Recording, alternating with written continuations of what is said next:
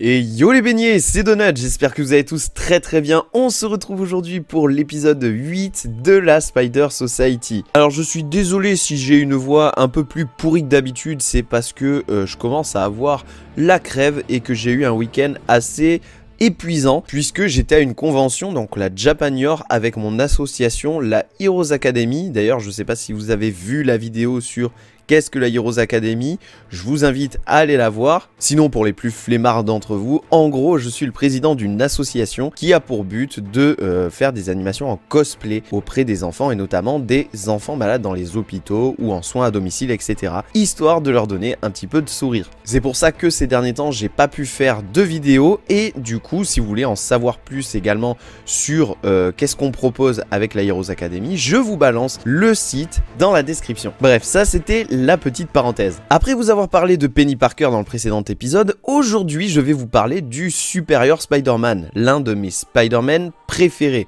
Et vous allez voir, son histoire est ultra intéressante. La série de comics Superior Spider-Man a été créée par le génialissime Dan Slott, encore une fois, et dessinée par Ryan Stegman, et le premier numéro est sorti en janvier 2013. Niveau apparition dans d'autres médias, pour l'instant il n'est apparu que dans l'animé Marvel Spider-Man de 2017, on peut débloquer sa tenue dans le jeu The Amazing Spider-Man 2, et on l'entreaperçoit très rapidement dans Across the Spider-Verse. On passe maintenant à ses origines, let's go. Ici, il n'est pas question d'un Spider-Man venant d'un univers alternatif, puisqu'il s'agit bel et bien du Peter Parker de la Terre 616. Enfin, Peter, pas tout à fait. Tout commence avec les multiples affrontements entre Spidey et le Dr Octopus. À force de recevoir des coups à la tête de la part du tisseur, mais aussi d'autres personnages de l'univers Marvel, Otto Octavius a commencé à développer des lésions cérébrales irréversibles. De plus, alors qu'il va voir une docteure pour faire un diagnostic, cette dernière lui dit qu'il n'y a pas que les coups qu'il a reçus qui lui détériorent sa santé. En effet, les expériences qu'il a pu faire, notamment en rapport avec ses bras mécaniques,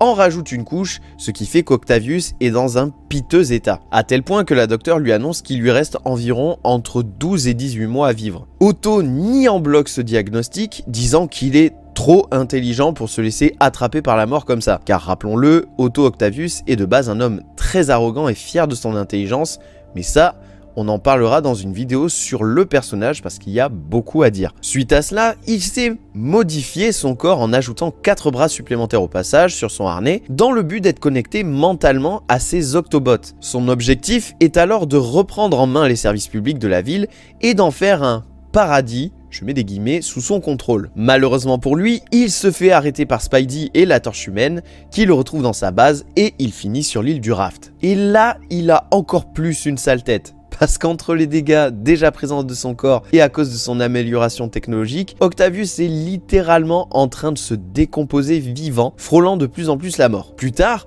Otto répétera sans cesse le nom de Peter Parker, ce qui alertera les Avengers et notamment Captain America, qui s'empressera de prévenir Spidey qu'Octopus est mourant et qu'il n'arrête pas de dire son nom. Le tisseur accepte alors de voir Otto une dernière fois, l'entrevue étant très intimiste du fait que les caméras soient coupées pour l'occasion, pour également ne pas divulguer l'identité de l'homme araignée. Otto continue de prononcer le nom de Peter Parker, ce qui emmène Spidey à enlever son masque et dit bien « Oui, je suis Peter Parker ». Cependant, gros twist qui arrive, Otto se met d'un coup à pleurer et clame que non, Peter Parker, c'est lui. Et là, parce qu'en effet, tout ceci était un coup monté d'une main de maître par Octopus qui a ainsi transféré son esprit dans le corps de Peter, tandis que l'esprit de Peter a atterri dans le corps mourant d'Octavius. À cet instant, le corps mourant d'Otto avec l'esprit de Peter coincé à l'intérieur est sur le point de mourir. Heureusement, les médecins sur place réussissent à le stabiliser, sachant que son corps se détériore de plus en plus au passage. Peter, donc piégé dans le corps d'Otto, ouais je sais ça retourne la tête,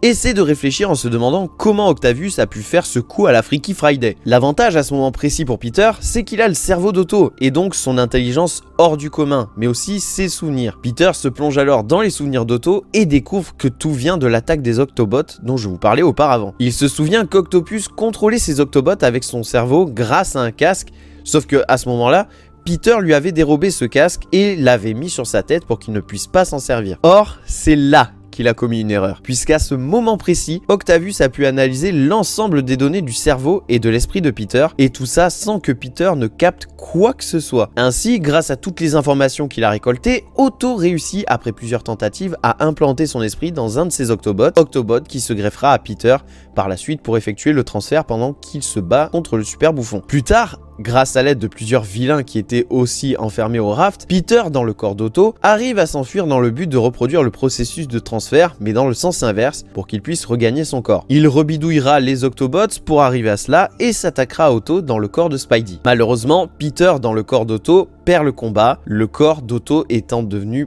beaucoup trop faible à ce moment-là. Alors qu'il se délectait de sa victoire, Otto dans le corps de Peter est frappé par l'ensemble de ses souvenirs qui ont conduit Peter à devenir Spider-Man, mais aussi à ses convictions comme le fait de ne pas tuer les gens et de sauver les autres, même les moins gentils comme Otto justement. Et ça, Otto ne l'avait pas prévu du tout, car de base son souhait était seulement de récupérer le corps jeune et fort de Spidey. C'est alors qu'un énorme twist prend part, puisqu'Otto commence à regretter son plan, ne voulant pas devenir Spider-Man car il est perdu et ne sait pas comment gérer tout cela. Et à ce moment précis, Peter, sur le point de mourir dans le corps d'Otto, lui dit ceci: un grand pouvoir implique de grandes responsabilités. Tu es Spider-Man maintenant. Peter fait ensuite promettre à Otto de protéger ses proches au péril de sa vie. Otto, retourné encore par tout cela, promet de tenir parole à Peter, qui, ça y est, meurt dans ses bras. Otto se lève alors et, chamboulé par tout cela, voit Spider-Man différemment et jure de persévérer l'héritage de l'homme araignée. Plus encore, il jure de devenir un Spider-Man supérieur à son prédécesseur. Il jure ainsi de devenir le supérieur Spider-Man. Bon, pour ceux qui s'attendaient à réellement voir Otto aller complètement dans le droit chemin, vous allez être déçus, parce qu'il change pas non plus complètement. Parce que pour le coup, il va quand même être plus violent que Peter. Et ça va notamment se voir à travers son nouvel équipement. En effet, Otto a créé 3 nouveaux costumes avec chacun 3 éléments bien particuliers à la fois. La première version comportera des sortes d'ergots au niveau des mains et des pieds pour infliger plus de dégâts lors de ses combats, et un hub relativement complexe de la même manière que le Spidey de Tom Holland, qui lui permettra de tout analyser à une vitesse fulgurante. La deuxième, la plus connue de ces tenues, comportera des bras mécaniques à l'instar de l'Iron Spider, mais là c'est pour faire un rappel bien évidemment à ses bras en tant que Dr Octopus. Et la dernière version, c'est du cheaté sur 1000 avec des lames et des lasers de partout.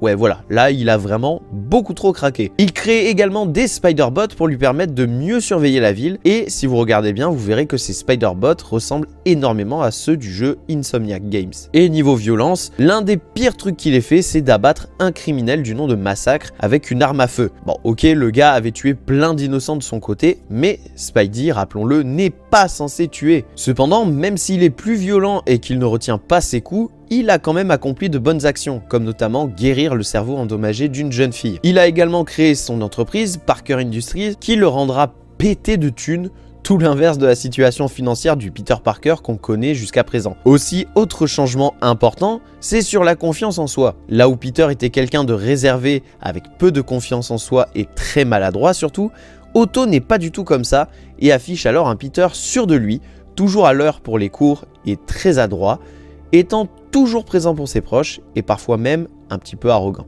Cependant, ce qu'il faut savoir, c'est que malgré le fait qu'Otto soit dans le corps de Peter, il reste une infime petite part de Peter qui agit alors comme une sorte de conscience pour Otto. Après qu'il ait été transporté dans le futur jusqu'en 2099, il construit une machine à voyager dans le temps et tente de rentrer chez lui.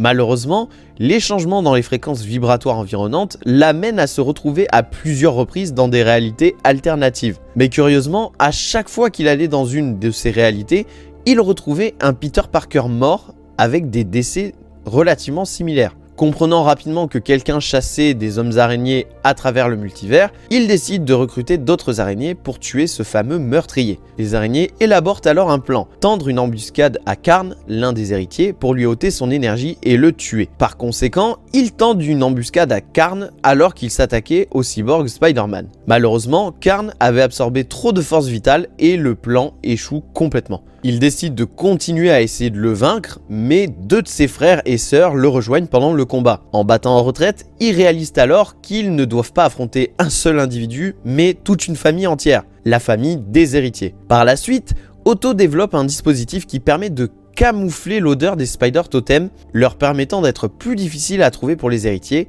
et envoie les autres Spiders de son équipe recruter de nouveaux membres. Plus tard, l'équipe d'Otto est confrontée à une autre plus grande équipe de Spider Totem dans l'espoir de les recruter dans leur rang. Cependant, ça se passe pas super bien, et notamment à cause du comportement d'Otto. Et en plus de ça, pour aggraver les choses, Scarlet Spider et Silk ne pouvaient pas être masqués par le dispositif de camouflage d'Otto. Résultat des courses, Deimos, l'un des héritiers et frère du plus célèbre d'entre tous, Morlun, les retrouve. Malgré la perte de Spider Cyborg, les deux équipes de Spidey tuent Deimos. Enfin, c'est ce qu'on croit, puisque je le rappelle, les héritiers peuvent totalement ressusciter. Au cours d'une dispute entre Otto et le Ezekiel Sims de la Terre 4, alias Old Man Spider, Deimos réapparaît accompagné de ses frères et sœurs, Brix et Bora. Les équipes surpassées se retirent sur Terre 13 et Otto tente de prendre le commandement des deux équipes. Cependant, cet effort s'est heurté à l'opposition du Peter Parker de la Terre 616 qui a déclaré fermement qu'il était aux commandes.